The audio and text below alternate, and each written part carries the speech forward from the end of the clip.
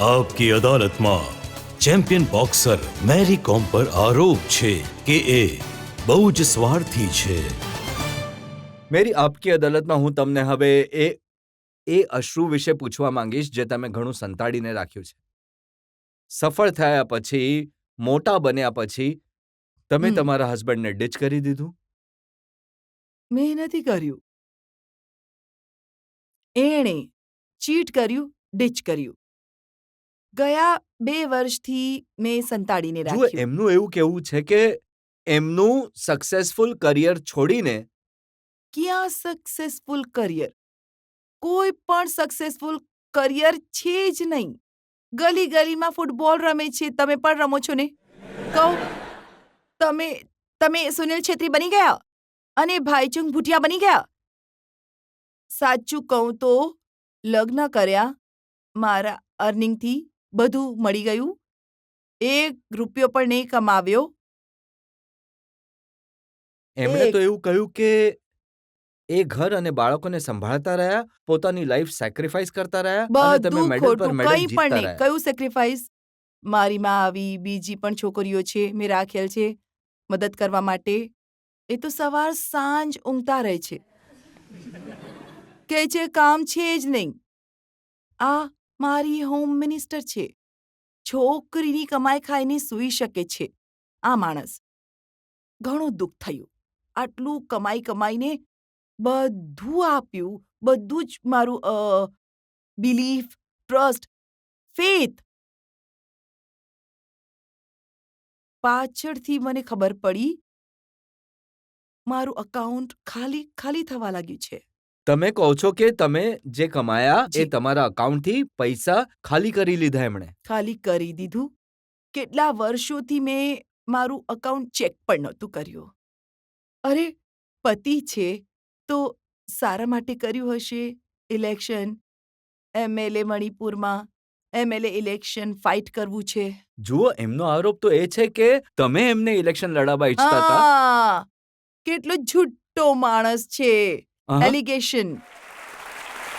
હું પોલિટિક્સ, હું સૌથી વધારે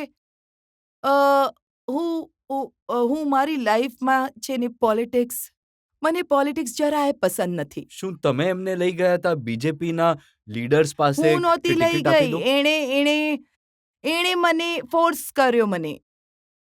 એણે ફોર્સ કર્યો કે લીડર્સની સાથે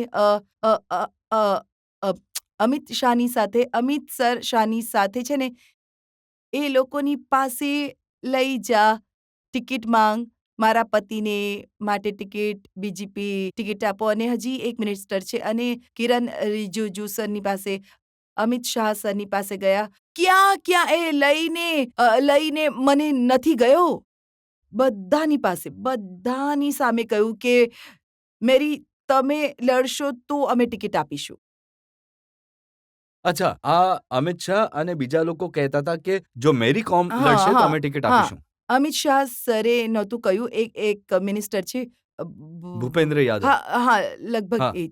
એમણે મારી સામે કહ્યું, એની સામે કહ્યું, હું તમારા પતિને માટે મને તો અત્યારે મને નથી લાગતું કે તો ટિકિટ ટિકિટ ન મળી તો પણ ચૂંટણી લડ્યા એ? ચૂંટણી લડી. એમનો ઇન્ટરેસ્ટ હતો તો લડ્યા, કંઈ વાંધો નહીં. મારા ઇન્ટરેસ્ટમાં નથી. તેમ છતાં એલિગેશન મારા પર લગાડ્યો. હું ગ્રીડી છું. તો પછી જ્યારે તમારા અને હસબન્ડ એ સમયે ઇલેક્શન લડ્યા તો શું હા, પ્રોબ્લેમ હતો? 5-6 કરોડ મેં અકાઉન્ટમાં આપી દીધા, સપોર્ટ કરી દીધો. આપણી પાસે પૈસા નથી, પૈસા નહીં લગાડો. મારી મહેનતના પૈસા છે. I was trying to control him. I don't want to give that much money also. But મને શું કરું? આવો પતિ મળી ગયો તો જવા દો એકવાર, શું કરવા દો, નહીં કરું તો ખરાબ લાગશે. એટલે મેં પણ આંખ બંધ કરીને સપોર્ટ કરી દીધો. પછી શું કર્યું? એટલા પૈસા ઉડાવ્યા છતાં નહીં જીત્યા. જે કોન્સ્ટિટ્યુએન્સી લોકોને મળવા માટે નથી જતો, બસ પી લેશે. આવા ટાઈપનું છે. પેગ લેશે ને, પેગ લેશે, દારૂ પીશે અને એના પછી થોડુંક મુખ ખોલશે. થોડુંક. હસતો નથી, હસતો. મારા નામથી કેટલી ઉધારી લીધી. અહીં ગ્રુપમાં અહીંયા લીધા, આ ગ્રુપમાંથી ત્યાંથી લીધા. અરે અરે બાપ રે! હું પહેલી વાર મેં સાંભળ્યું ને મને શિવરિંગ થયું. શું ચાલી રહ્યું છે? Watts going on? શું થઈ ગયું? હે ભગવાન! મને તો આ માણસથી મને નહીં જીવી શકું, નહીં જીવી શકું. મેં જિંદગીને સેક્રિફાઈસ કરી દીધી. મારા બાળકોને છોડીને મોટા થતા પણ જોઈ નથી શકી.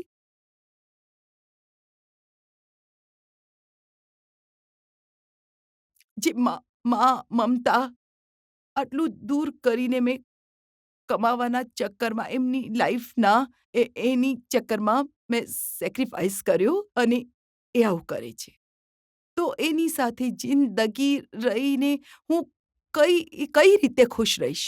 તમને આ ક્યારે ખબર પડી? 20 વર્ષ સુધી બિલકુલ ખબર નહીં પડી કે? કઈ ખબર નહોતી પડી. જ્યારે મને ખબર પડી આ ઇન્જરી થઈ, ભગવાને લગભગ ખબર પાડવા આ ઇન્જરી કરાવી હશે અને નજર પર લાગ્યું હશે અને મને એટલું તો ખબર નથી, પણ સારાને માટે આવું થયું એવું મને લાગ્યું. તમે એમ કહો છો કે અકાઉન્ટમાંથી પૈસા નીકળતા રહ્યા અને તમને ખબર જ ન પડી? જી, એક દિવસ તો અચાનક એ ઘણું જ, એટલે કે અર્લી મોર્નિંગ જલ્દી ઉઠ્યો. પછી મેં અરે 12 વાગે ઉઠ્યાવાળા માણસને આજે તો કેવો ચમત્કાર થઈ ગયો. મેં વિચાર્યું કે શું ચમત્કાર થઈ ગયો, સવારે સવારે ગાયબ થઈ ગયો, ક્યાં જતો રહ્યો કરીને. મેં પણ જલ્દી મારા સિક્યોરિટી લોકોને પૂછ્યું. સિક્યોરિટીને પૂછ્યું, સર ક્યાં ગયા? એટલે સર તો અસુવનની સાથે એક મારો પીએ છે એની સાથે નીકળી ગયા. તો કેમ ગયા? એ લોકોને પૂછ્યું તો ખબર નહીં. પછી મેં તરત જ મેં ફોન લગાડ્યો. એનો ફોન સ્વિચ ઓફ રાખેલો હતો. અચ્છા, ક્યારે પણ સ્વિચ ઓફ નથી રાખતો. અને એ દિવસે સ્વિચ ઓફ શું થયું કરીને મેં ફરીથી ફોન લગાડ્યો, ફરીથી સ્વિચ ઓફ. પછી મેં મારા પીએશોને ફોન લગાડ્યો. અસુવન, તમે ક્યાં છો? એણે કહ્યું, સરની સાથે. ક્યાં ગયો અસુવન? બેંકમાં. મારા મગજમાં આવ્યું મેનેજરને ફોન કરું. કેમ આવ્યો? પછી મેં મેનેજરને ફોન લગાડ્યો અને એમણે કહ્યું કે સર આવ્યા છે, 10 લાખ કાઢ્યા. ઠીક છે, હું ચૂપ થઈ ગઈ. હું ક્લિયર થઈ ગઈ કે આ કેટલા વિડ્રોવલ કર્યા અને ક્લિયર થઈ ગયો. અને પછી વિડ્રો કર્યા પછી એ બહાર આવી ગયો. લગભગ મારા પીએસઓએ જણાવ્યું હશે કે મેડમનો ફોન આવ્યો, તમારો ફોન નથી લાગતો, એટલે વગેરે વગેરે કહ્યું હશે. પછી તરત મને ફોન આવ્યો અને કહ્યું કે અમે લોકો બેંકમાં છે. મારું અકાઉન્ટ, જૂનો અકાઉન્ટ એ ક્લોઝ કરવા માટે આવ્યો અને એ ક્લોઝ કરીને જે બેલેન્સ છે, થોડું જે અકાઉન્ટમાં બેલેન્સ છે એ લઈને આવી રહ્યો છું, એમ કહીને કહ્યું છે. ફોન કરીને કહ્યું મને. તો જુઠ્ઠું પકડાઈ ગયું. અકાઉન્ટ ત્યાં મેનેજરે 10 લાખ વિડ્રો કર્યું એમ કહ્યું અને એણે કહ્યું કે અકાઉન્ટ ક્લોઝ કરવા માટે ને આવ્યો. તમને કેટલા કયા ઉપાડ્યા? આવીને ઘરે આવી ગયો અને 30,000 10 લાખ ત્રણ. ઉપાડ્યા ને તમને 30,000 જણાવ્યા. હા, એ પણ નહીં કહ્યું. એના જૂના અકાઉન્ટમાંથી જે પણ એ બંધ કરી દીધું અને જે બેલેન્સ છે 30 છે, 30,000 આ છે. અકાઉન્ટ જૂનું હતું, આ લે યુઝ કરો કહીને. અચ્છા, એક વાર નહીં, ફરી બીજી વાર સેમ રિપીટ કર્યું. પછી મેં નક્કી કર્યું. એના પછી તો જે પણ જ્યારે જ્યારે તમને એકવાર પણ ખબર પડી અને બેંક મેનેજરથી ખબર પડી, પછી તમે હા. વોચ રાખવાનું શરૂ કર્યું. પછી તમને આ હા. વાતનો ખ્યાલ આવ્યો કે તમારા જી. અકાઉન્ટથી ઘણીવાર પૈસા કાઢવામાં આવી રહ્યા છે. હા. એકવાર તો મેં એને રંગે હાથ પકડી લીધો. જ્યારે રંગે હાથ પકડી હા. લીધા પછી તમને ખ્યાલ આવ્યો કે પહેલા પણ તમારા અકાઉન્ટથી પૈસા કાઢવામાં હા. આવ્યા વગર તમને હા, જણાવે. તો આ પહેલા પણ કાઢ્યા હશે, પણ મેં જ્યારે ઇન્જરી પછી 2 વાર પકડ્યો. હા, આ જો એ તમને ઇન્જરી ન થાત, તમે ઘરે ન હોત, હા. એ અર્લી મોર્નિંગ બેંક નહીં ગયા હોત, પોતાનો ફોન ન ઓફ કર્યો હોત, તમે મેનેજરને ફોન ન કર્યો હોત, મને તો લગભગ ખબર તમને નહીં ક્યારેય પડત, ખબર ન ક્યારે પડી ખબર હોત. ન પડત. હું ક્યારે પણ આવું ખરાબ થશે એવું વિચાર્યું નહોતું. પણ છે ને, મને એટલું દુઃખ થયું. હું એક છોકરી છું અને બાળક પણ છે. જુઓ, તમે સાંભળ્યું હશે કે બાળક એની પાસે છે, બાળક મારી પાસે છે. હા, એ પણ એમણે કહ્યું. બે હા. વાત એમણે કહી. એક વાત તો એમણે કહી Right. કે મને ખબર છે ને શું એલિગેશન કર્યું છે, sir. Thank you, thank you. બાળક પણ એ બધાના એ ટુ ઝેડ એક્સપેન્ડિચર એણે બેર કર્યું. એવું સ્ટેટમેન્ટ કાઢ્યું. કેટલું એલિગેશન, ખોટું, ઊંધા સીધા જુટ્ટાણા. મારા માટે બાળકો બધા મારી પાસે છે અને બધા એ લોકોના એક્સપેન્ડિચર સ્કૂલના પ્લે સ્કૂલથી મોટી સ્કૂલ સુધીની સ્કૂલ ફીસ અનધર લેવલ સુધી મેં બધું કર્યું છે એકલીએ. આઈ એમ ડુઈંગ અલોન. કોઈ મારો પરિવાર નથી, મા બાપનો પરિવાર નથી, કોઈ મારા રિલેટિવનો કોઈ જ નથી.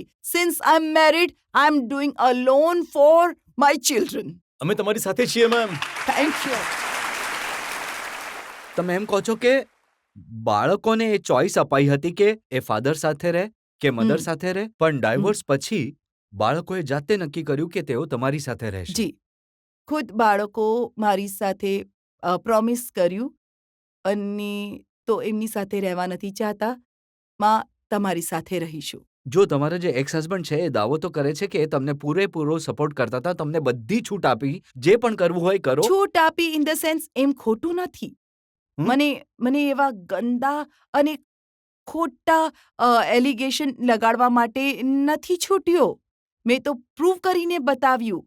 ખોટા એમણે નહીં. નામ લીધું, તમારો જે બિઝનેસ પાર્ટનર છે હિતેશ ચૌધરી, એ તો એમની પછી સાથે એ એક તો અફેર જતો થઈ રહ્યો. ગયું. એ તો જતો રહ્યો. ક્યાં જતો રહ્યો એ? એ તો મેં પહેલા ડિવોર્સ આપી દીધા.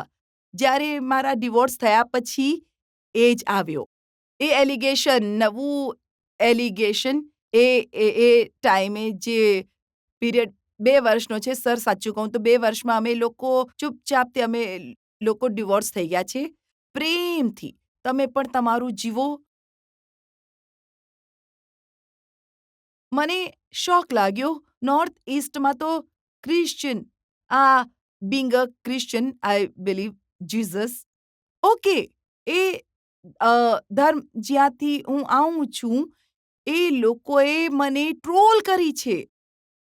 વગર સમજે, વગર જાણીએ. એમણે સોશિયલ મીડિયા પર એના સ્ટેટમેન્ટથી એ તો સિમ્પથી મેળવવા તમે એ માટે. કહો છો કે જે ચર્ચ છે એણે પણ તમારી વાત ન સાંભળી, વન સાઇડેડ વાત સાંભળીને તમારા એક્સ હસબન્ડને સપોર્ટ કર્યો, તમને સપોર્ટ ન કર્યો. આજે સોશિયલ મીડિયામાં જોઈ રહ્યા છે, એ કુંભ મેળામાં ગઈ છે અને એક શિરડી ગઈ છે અને એક મુસ્લિમ એ મોસ્કમાં ગયો છે. આ તો આપણા PR માટે હું કરી રહી છું. તો એ લોકોએ ઉલટાથી એવું તમે ક્રિશ્ચિયન છે તો એમના ટેમ્પલથી શું જરૂરી છે, એવું શું નેગેટિવ મને એ બધું તો મગજમાં જે છે એ આજે ખતમ નહીં થાય. તો એટલે હું તો ઇન્ડિયન છું. હું બધા ટેમ્પલ, બધા રિલિજનને રિસ્પેક્ટ કરું છું અને આપણા તો આ જ એક સેલિબ્રિટીઝ કોણ? અમિતાભ સર છે અને આપણા પ્રાઇમ મિનિસ્ટર સર હમણાં ક્રિસમસ ઉજવી. અરે, પ્રાઇમ મિનિસ્ટર હિન્દુ છે, પ્રધાનમંત્રી હિન્દુ છે. આપણું તો કલ્ચર જ છે કે બધા લોકો બધા ધર્મોની ધર્મને રિસ્પેક્ટ કરે છે, સેલિબ્રેટ હા, કરે છે. સેલિબ્રેટ કરે છે. એક આ જ છે એ લોકોનું માઇન્ડસેટ છે. ક્રિશ્ચને હિન્દુના ટેમ્પલમાં નહીં જવું જોઈએ અને હિન્દુ ક્રિશ્ચનના ટેમ્પલમાં ચર્ચમાં નહીં જઈ શકે. એવું ક્યાં લખ્યું હમ. છે? કઈ બુકમાં લખેલું છે? તો જો મારી તમારી બધી વાતો સાંભળીને જે અહીંયા પબ્લિક બેઠી છે એ તમારા સપોર્ટમાં છે. લોકો કહે છે કે અમે તમારી સાથે જ છીએ હા અને તમારા દુઃખમાં, હા તકલીફમાં મારું એકચ્યુઅલી હું તમને લોકોને, મારા ફેન ફોલોવર્સને હું એ કહેવા ઈચ્છું છું મારો સાથ આપો, નહીં આપો, સાચું અને ખોટું એક ને એક દિવસે તો ખબર પડશે જ. ઠીક છે ને? મને નથી જોઈતું મારો સાથ નહીં આપો. ઓકે, હું માણસ છું. આઈ એમ a fighter. I will fight.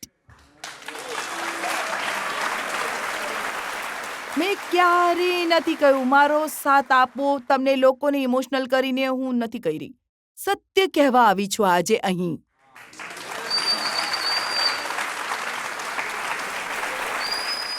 મેરી કોમ, આજે તમે તમારું દુઃખ આખું જનતાની સામે મૂક્યું છે, સત્ય લોકોને કહ્યું છે. આખી જો તમારી સ્ટોરી જોઈએ તો તમારી સાથે વારંવાર ઇનજસ્ટિસ થયું છે. વારંવાર જરૂર ઇનજસ્ટિસ, પણ કોઈ વાંધો નથી સર. મને તમારાથી ડર છે, અદાલતથી ડર છે, પણ હું કોઈથી નથી ડરતી. આ જ મેરી કોમ છે. હું ફાઇટ કરીશ. તમે હંમેશા કહો છો ને કે જ્યારે તમે અપસેટ હો છો, દુઃખી હો છો, તો તમે ગીત ગાઓ છો. તો પોતાને માટે કયું ગીત તમે ગાશો?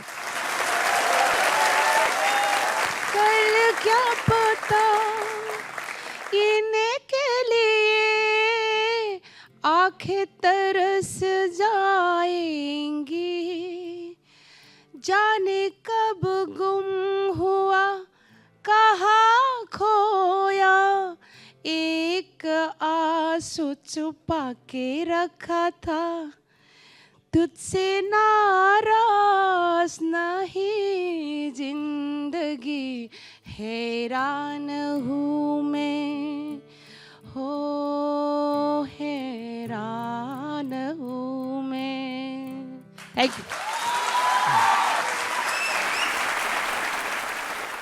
સિરિયસલી, તમારા લોકોએ પ્રેમ સન્માન જે આપ્યું છે ને, હું જિંદગીમાં નહીં ભૂલીશ. જ્યારે હું રહું કે નહીં રહું, હું નહીં રહેવાથી પણ ઉપર હોઈશ તો પણ તમે લોકો સેલ્યુટ કરશો, કરતા રહેશો.